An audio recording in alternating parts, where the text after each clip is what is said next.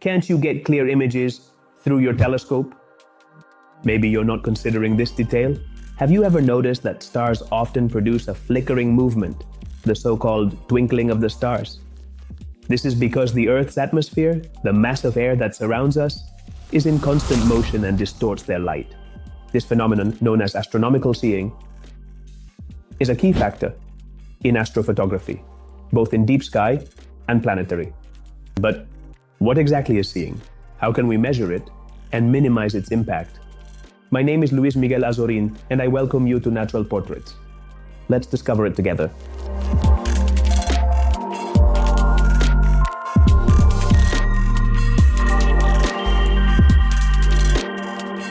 I'd like to learn how to capture amazing images of the night sky on your own and in the most economical way possible.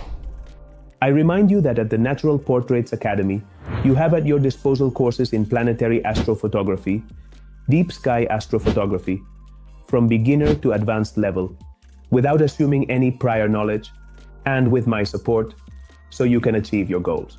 In the description of this video and in the first comment, you have a link where you can take a look. What is astronomical seeing? Astronomical seeing refers to the atmospheric turbulence that causes the light from celestial bodies to shift and distort as it passes through the atmosphere.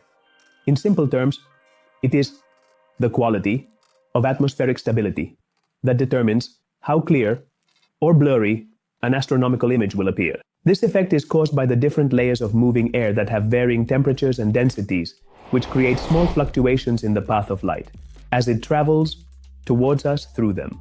The greater the turbulence, the more twinkling the stars will appear, and the less sharpness we will achieve in our images.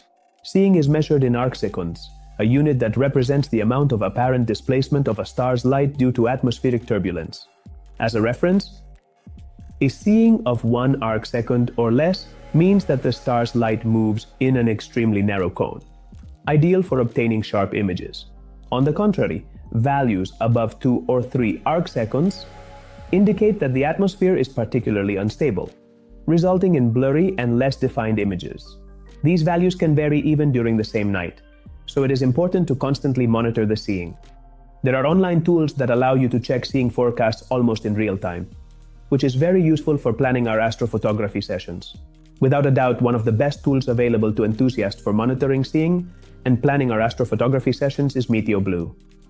MeteoBlue provides an hourly seeing forecast for specific regions or points on the planet. In this forecast, we can access information on 2 seeing indices and the seeing forecast in arcseconds, which is truly the value that interests us the most. Even though we might think otherwise, because we usually use shorter focal lengths than in planetary photography, where seeing has a very direct impact, as we will see now. In deep sky astrophotography, seeing also directly affects the sharpness and fine details of distant objects like galaxies or nebulae. When taking long exposures, poor seeing can blur the details and reduce the contrast of the final image. It is often thought that dark skies are enough to achieve great results in deep sky photography, but seeing can ruin our captures even in the darkest skies. Poor seeing makes stars appear fatter and more diffuse, affecting the definition of the more delicate structures of nebulae and galaxies.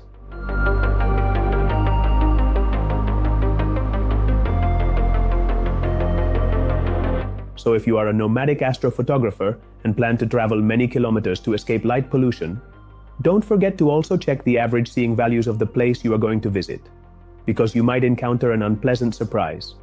In planetary astrophotography, seeing is absolutely crucial, as we work with very high focal lengths, and turbulence can greatly distort the images. But in this case, we have an advantage, which is that by working with bright objects like planets, or at least much brighter than deep sky objects, we can apply a technique called lucky imaging, where we capture video instead of individual photographs.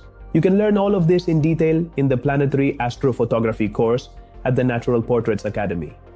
Every millisecond counts, and among these thousands of frames, we will find some with minimal distortion due to turbulence.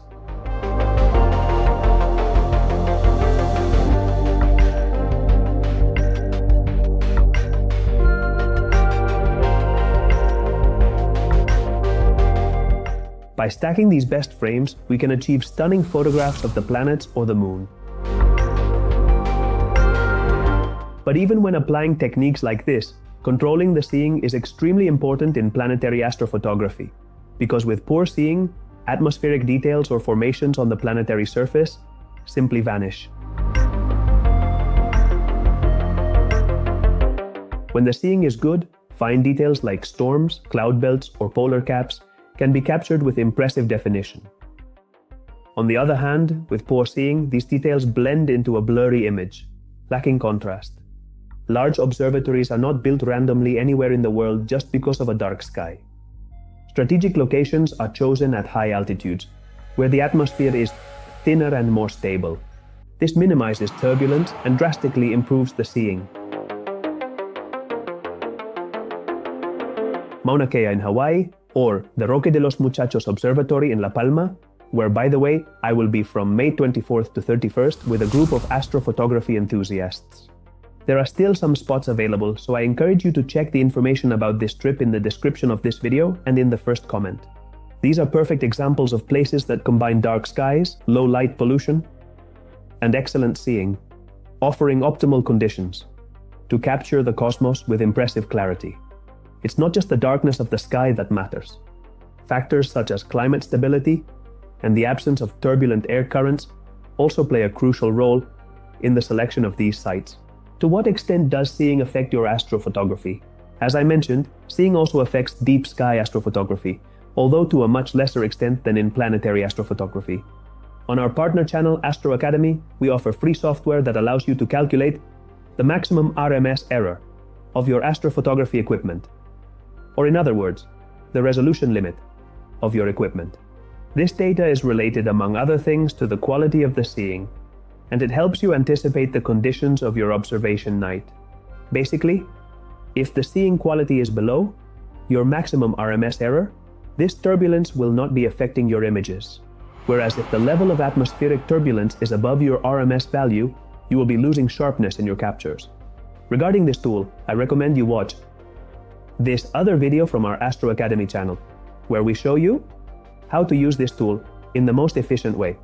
Understanding astronomical seeing will allow you to anticipate atmospheric conditions and improve the quality of your images. The next time you prepare your equipment, remember that the sky is not always as stable as it seems at first glance. If you want to know more and try our free software, visit Astro Academy.